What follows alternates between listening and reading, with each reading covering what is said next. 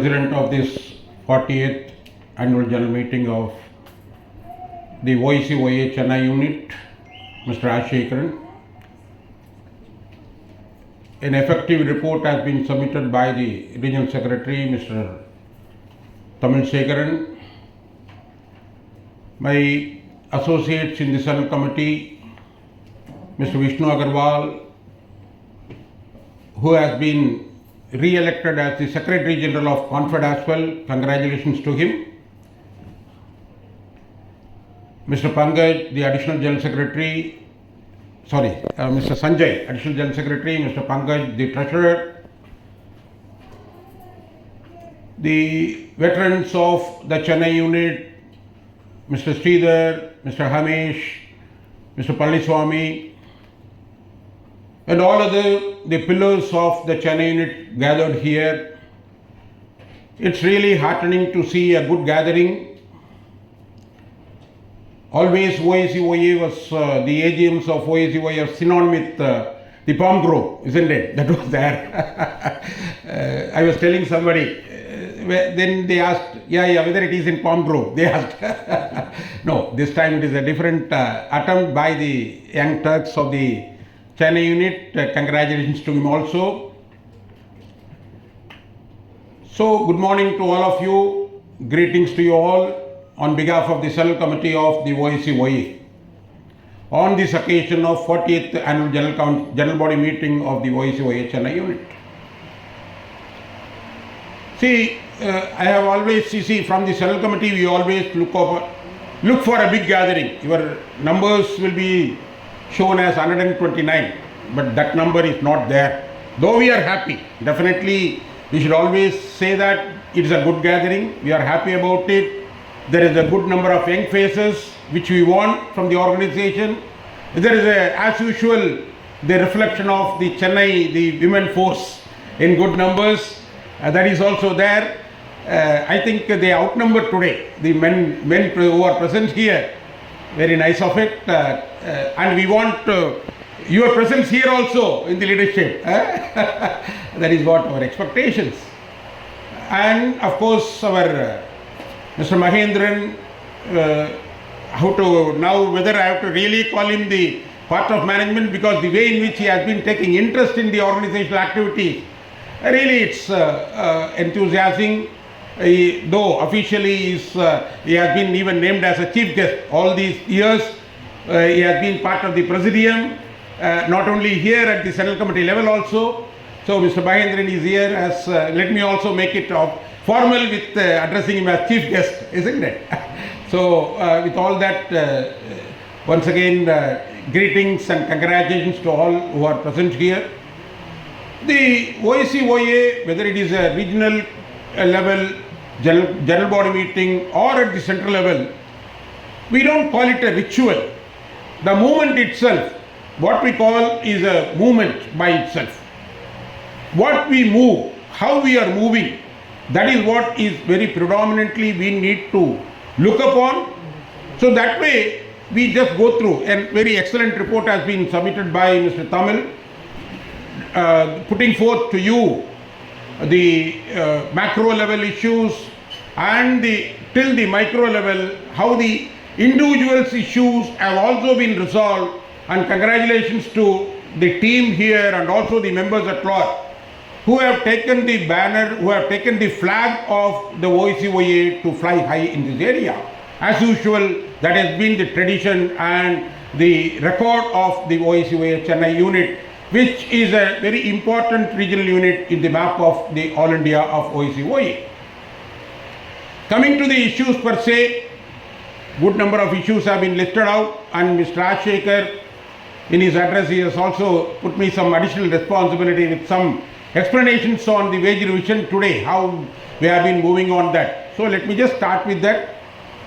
In fact, I have been honored with the position of one of the member of the charter subcommittee formed by the CONFED earlier for the 2017 revision as well as for the 2022 revision. So I have been closely working on that with other members of the committee as well. So I don't know how far you people have gone through that. Necessarily we need to go through, because the charter by itself, what it is, you just put it in a record format, the expectations of the officers at large, isn't it? So we need to know what we expect. Today, what is the basic pay? In fact, incidentally, I had an occasion to address a meeting at Coimbatore last month. Young officers, about 40, 45 in numbers, from across the PSU general insurance companies, they organized a meeting especially, and they called it a trade union class. But while addressing them, I said it is not a class itself. It is a day with you, the youngsters of the industry, isn't it? Who are going to be the veterans, who are going to be the executives of the industry in future. So I called it a day with the youngsters, and it was a very good session. Almost ran for 3 hours from 11 to 2. Right from 1971, how the industry has travelled from nationalization, 106 companies, 19.5 crores. Then 1991, the Malhotra report, the privatization threat, struggle for 10 years. Then 2001, the opening up of the industry, but they said there is no privatization. But what happened then? Though declared that there is no privatization, in other form, they started delisting. They started listing the shares of the companies in private sector, in the market. That is how the GAC Re and New India went for the listing. So this was the history. But along with the history, what we carried together, that is more important, especially today. That was told to them, that was informed to them, how this industry was successful, so successful, when 50 years have passed. From 1971 to 2021, 50 years have passed, and that golden jubilee had been a history as far as the public sector general insurance is concerned. How? Every year, from year after year, with the 19.5 crores invested by the government then in 1971, year after year the dividends were declared and dividends were paid to the government in crores and crores till almost 2017-18. Of course, what followed after 2017-18 for 3-4 years, that has been challenging, we do agree. But what were the factors into that? So these were explained to them, especially the MISP. What was the result of an MISP? Today, when I was going across the country, when I was talking to people, the dealership business of motor, which has been a very lucrative part of the premium, that has almost been lost by the public sector companies. It has been done, very rightly put in the report also. Why? The private sector has been doing all-out method. They are trying in all-out way to grab the business with a very unethical manner. That has been happening. So that was the starting of the 2017. Then 2018-19, the liability provisioning. Then following that COVID, the country faced a degrowth of 24%. 24% was the country's degrowth. Without the commerce, without the trade, whether the general insurance companies can sustain. We are more closely associated with that. So with that, there was an impact on our premium income also. On the other hand, there was a big outgo on the COVID claims. Isn't it? You can go through the statistics, all is available in your domain. So with all that, then 2021, now the company is grabbing up, now the company is returning to that, returning to the profit level, which was that till 2017. In 1 year, 2015-16 or so, the 4 companies declared a dividend of 667 crores in 1 year. So that has been the history when we meet in today's context, especially with so many youngsters there. The gloomy picture that is being posted upon by PSU, by the government in so many ways, that the companies have not been doing well. In one of the meetings I am told, the FM was telling, I don't want to put money into dried well. This was the word used by the FM of this organization, FM of this government, to put some money into the public sector general insurance companies. But what about the contributions that have been made by these companies over the years? Where it has gone? It has been gone to them. And the 19.5 crore, today what is the net worth of these companies? Rightly Mr. Vishnu was talking about the balance sheets. We need to understand how our balance sheets have been carried forward. There are certain concerns, not only for the external point of view, We also have a concern. I was talking to one of the very senior executive of one of the PSU companies. He was telling that once the TP claims are settled, either they don't settle the advocate fee, then the amount is being shown as an outstanding.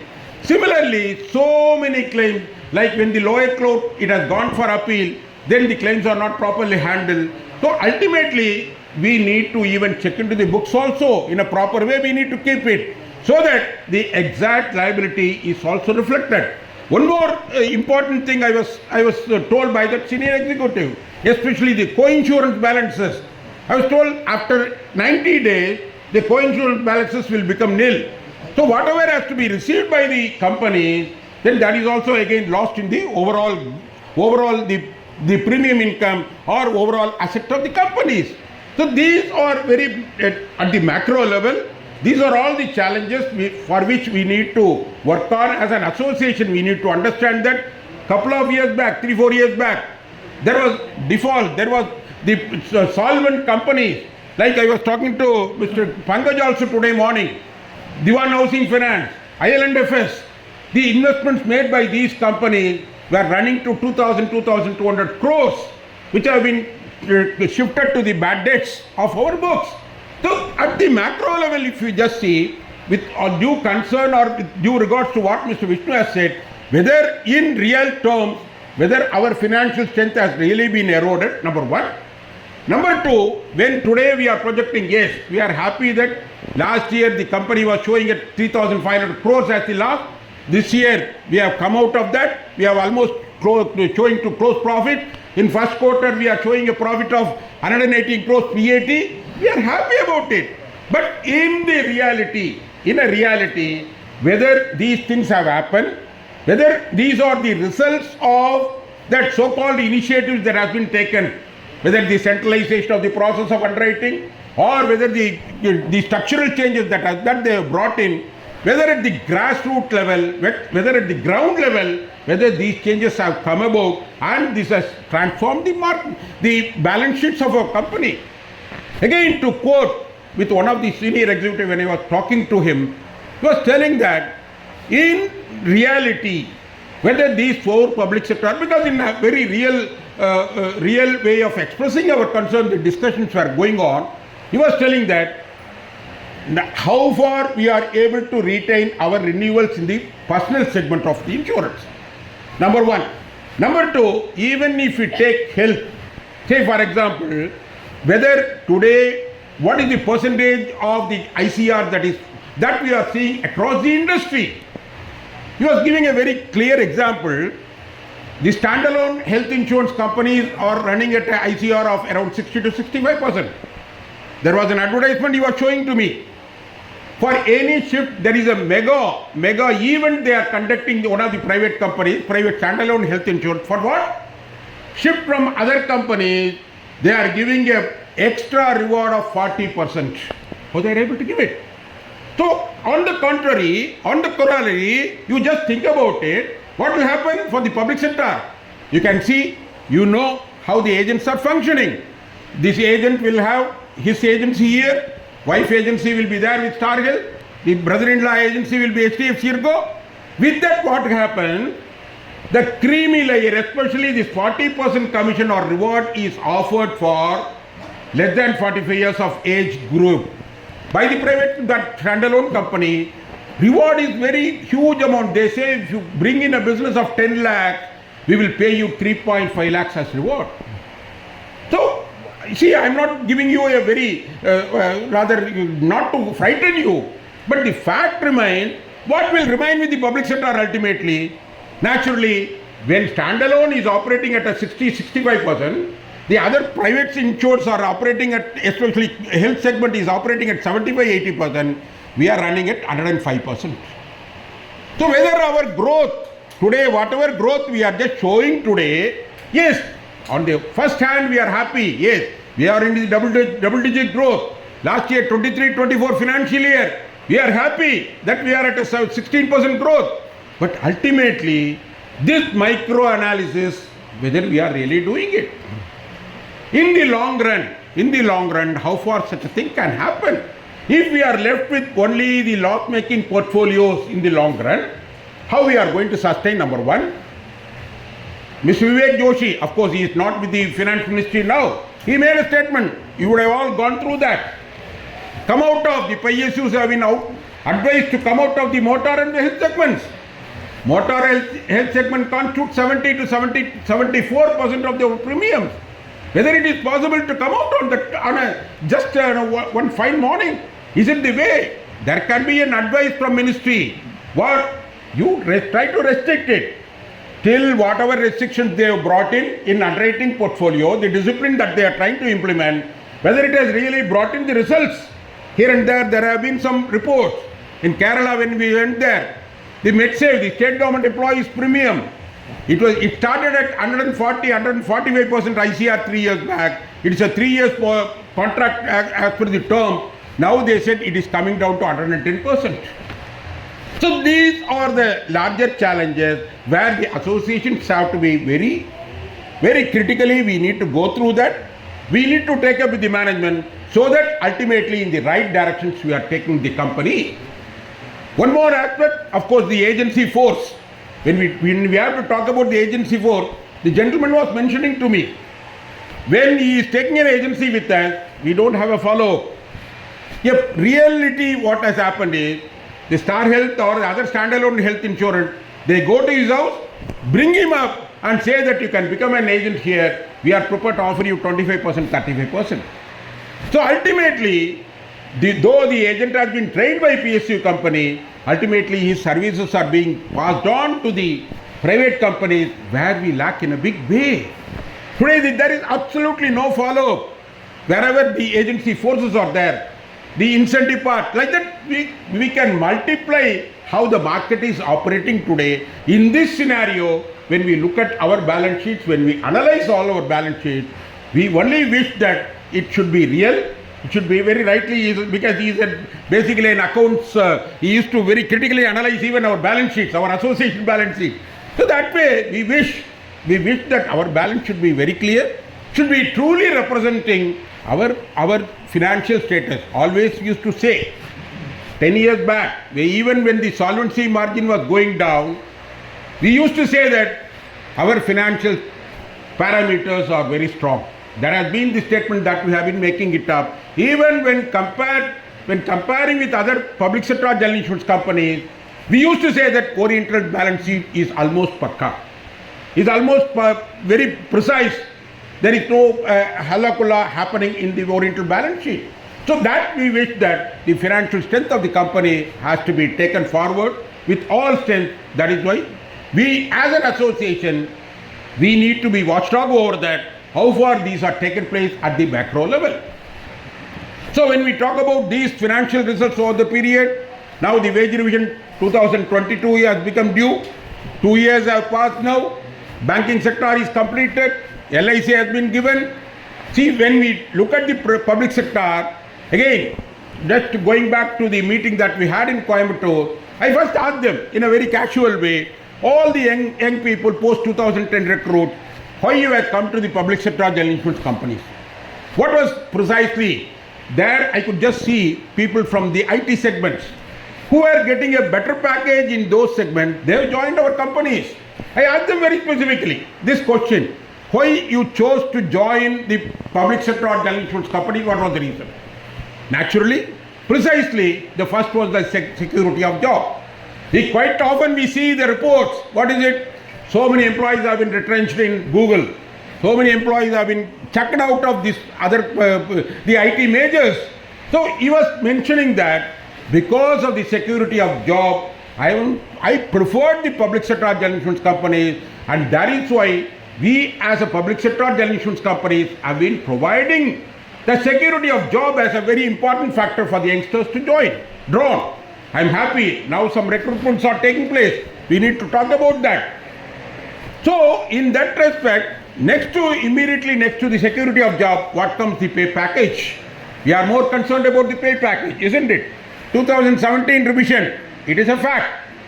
You can just recall all the WhatsApp messages, you can just recall how the 2017 revision was achieved by us. purely because of the struggle that was launched under the banner of JFTU, with the leadership of confident OICOA taking a very leading position in the struggle, we could just achieve that. Especially when the date of 31/7/2022 was passing, I can just take out your WhatsApp messages, you just see 5 years have passed, that period of 2017 to 22 is over, so we may not get that revision. That revision is lost, number one. Number two, no arrears will come. All or the witness to the WhatsApp messages, then there was partial arrears will be given, and only this much. Last wage revision started with 2%, with 2% of the revision. How much we got? Almost we got 13.5%, and in real terms it crossed to 16%. Those who are in scale 1, our scale of pay 32,785 was there earlier. It got converted to, in 2017 revision, it got converted to 50,925 as the starting scale of pay. Isn't it? Most of you in the scale, especially the recruits post 2010 will recall that one, 50,925. Whereas LIC got 53,600. So that was a matter that has been come up for discussion also. In the earlier meetings we have discussed about that. So with that, what happened, whether we have been put below, all through the years we have been at par as far as scale of pay is concerned with LIC, whereas in the last revision it got deviated and we got lesser than that one. In the 2022 revision, the LIC have gone up to 88,630 as the starting scale of pay in the scale 1 officers. So now the challenge before the GIPSA companies, challenge before CONFED, challenge before OICOA, whether we are going to reach that level of 88,630 in the starting scale of scale 1 pay today. I don't know how many of you really understand the pay strips of your own, whether you have gone through, what is the DA, whether we are getting proper pay revision in that, how do we understand the pay revision, what has happened in the banking sector, very precisely we need to understand, we need to know. In the last revision, when we got 6352 points merger, in the banking sector, for the same scale of pay, they got it at 36,000. Same basic, same consumer price index merger, when we got, I am not putting you more of numbers, in a simplistic way I am just putting it, when GIPSA companies got 50,925 as the starting scale of scale 1 officer, as a comparison, in the banking sector, they got hardly 36,000. That means near about 16,000 less than what we got in the GIPSA companies. Yes, we may be lesser than the LIC, but as a comparison to the other financial sector organization, banking sector, which is having a huge human capital of 10 lakh plus, they got 36,000. The balance was given as a personal pay. Even this year, what has happened today, in 22 revision, in the banking sector, you need to know at least the minimum of what has happened. The starting scale of a scale 1 officer in banking sector as per 22 revision is 48,480. That means from 6352 points, the revision in 22 in banking sector shifted to 80,088 points. Even with 80,088 points, where the basic pay should have gone up substantially, it is lesser than our present basic pay, which is linked to 2017. That is 50,925 is our present starting scale, which is linked to 2017, whereas in 22 revision, even after 22 revision, the banking sector scale 1 officer starting scale is 48,480. Where the problem comes, you could have seen, they also got 15% revision. The problems come with the merger into the basic pay. The balance is given as a special pay. With the result, the basic pay is pegged down at such a low level. Again, what is the impact of it? You can just ask me, why, what is the impact of it? Today, the banking sector, as per the 22 revision, the banking sector employees, officers, they get a special allowance of 26%, which is not which is not reckoned for any of the retirement benefits. Any of the retirements, mind it. That means, okay, NPS people, NPS, those post 2010 recruits may say, yes, I am not a pension, I am not governed by pension, 1995 pension. Why I should bother? But please mind it that 26% special pay in banking sector doesn't rank for the NPS contribution also. So automatically, whether it is a 95 pension scheme optee or an NPS optee, if you compare the pay scales in a larger perspective from GIPSA companies to banking sector, we are definitely far ahead as compared to the banking sector. I don't want to load you with more numbers. If you are interested, I can just talk about it. But precisely we need to know how we are placed. But we need to understand this. We need to understand our pay structure. We need to understand what is there in our pay slip. These are all very minimum, which I advise those people in Coimbatore also, especially youngsters, you are more intelligent also. You need to understand what is your pay slip content. What is the DA percentage? How the DA percentage converts? Are you not concerned about your DA? Are you not concerned how it is calculated? Today in banking sector, they have gone with 2016 based CPI, that is Consumer Price Index, whereas in LIC they gone with 1960 based price index. What is the difference? You youngsters are more intelligent, again I have to repeat, isn't it? But you need to come out with that. Unless you apply and understand these things, probably in 2027 charter, I don't know whether I will be part of it. I wish I should be, because already I am retired also. But you people to understand that the youngsters should have an initiative, should take part in this, whether under the forum of the association or by creating your own social group. You need to first understand what is present, the basic pay structure, what is the wage revision, what is the promotion policy, how to project it. Tomorrow when you are going to lead the organization, lead the association, you should have your own inputs on your hand to present it before the management. Without that, it may be very difficult for the youngsters to contribute. The youngsters, you are having 20 years down the line, 30 years down the line. So if the organizations have to be kept together, especially we have GIPSA, we have 4 companies, the strengths are coming down. I was glancing the statistics. At one point of time, I remember the 4 companies had a total strength of around 72,000. This 2021 and 24 I was comparing. In 2021 it was 48,648, whereas in 2024 it has come down to 37,000.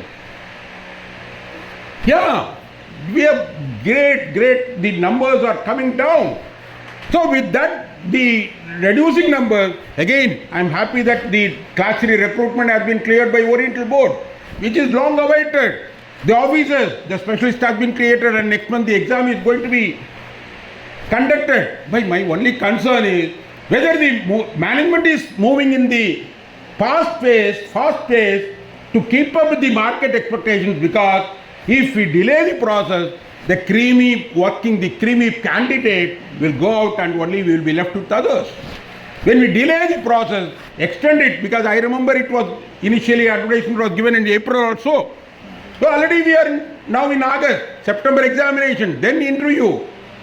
Then when it extends the timing, the creamy candidates will be lost for our company, which should not happen. And I wish the management takes it up on a very strenuous way, on a priority way, so that they complete the process of recruitment within the shortest possible time to get good candidates for our organization.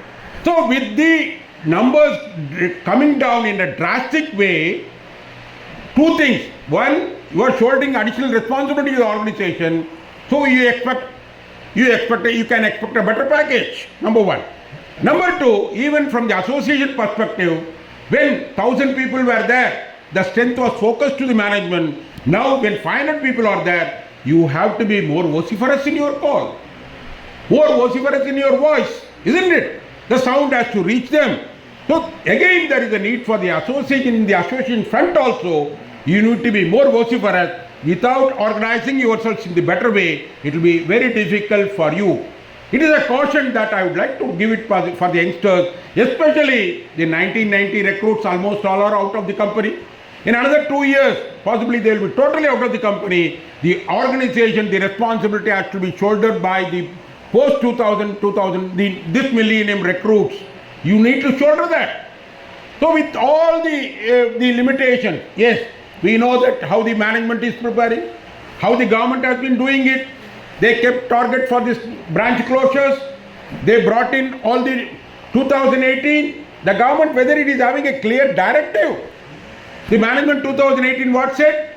By the budget proposal, they said 3 companies will be merged. Then 2020, it was shelved without giving any reason. Today, they again last couple of years, they have been stipulating so many the conditions for the organizational functioning. With all that, today the challenges come how far the organization can be taken forward in the right manners, how far this can be made profitable, not only in terms of profitability, but in terms of the customer satisfaction, how we are going to take it. Unless we are able to take the good premium from the market, there is need to be a very, very important study on that, especially the agency for retention of the premium. Yes, I repeat, we are happy we are crossed to 15% growth. What are the segments into that? Have we analyzed that? How far these segments have been contributing for a profit? We need to go through that. How many renewals have been retained by the company? Whether good premiums are going out of the company. So these are at the macro level, these are to be really studied.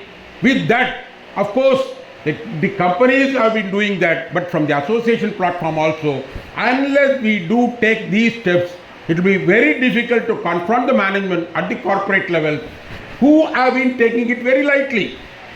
I was again talking to another senior executive of the company. The new position of ED was created in the for PSU companies. What was the idea? We do not know. But again, he was telling whether the general managers have to go through this ED, whether they will be reporting to ED or whether they will be reporting directly to CMD.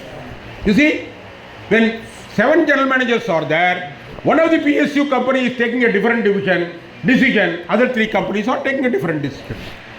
So how the corporate level management, if there is a confusion prevailing, what is the exact role of an ED? Of course, earlier we had GMD. What is it? There will be GM along with directors who will be participating in the board meetings.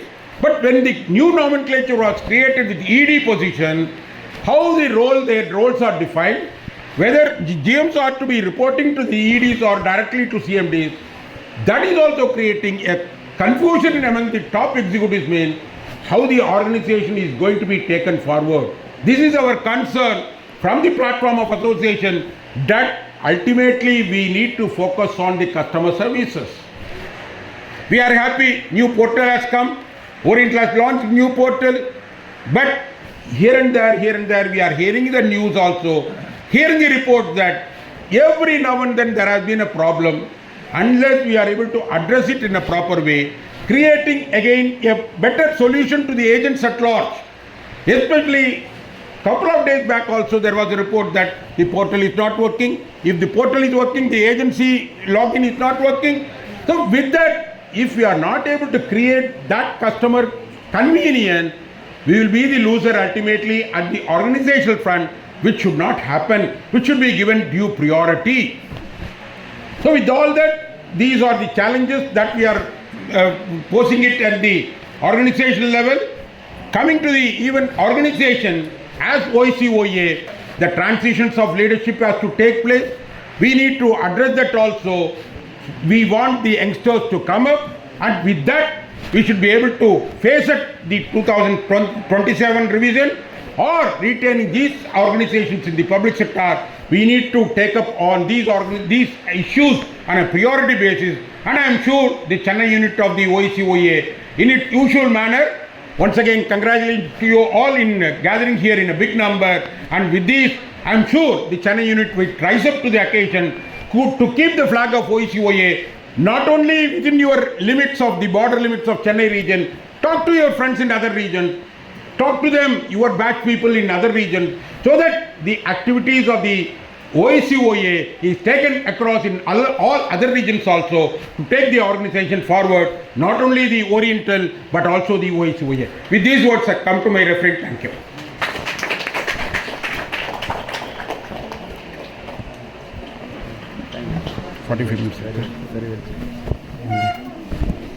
Thank you, Nandakumar sir. As usual, your speech has infused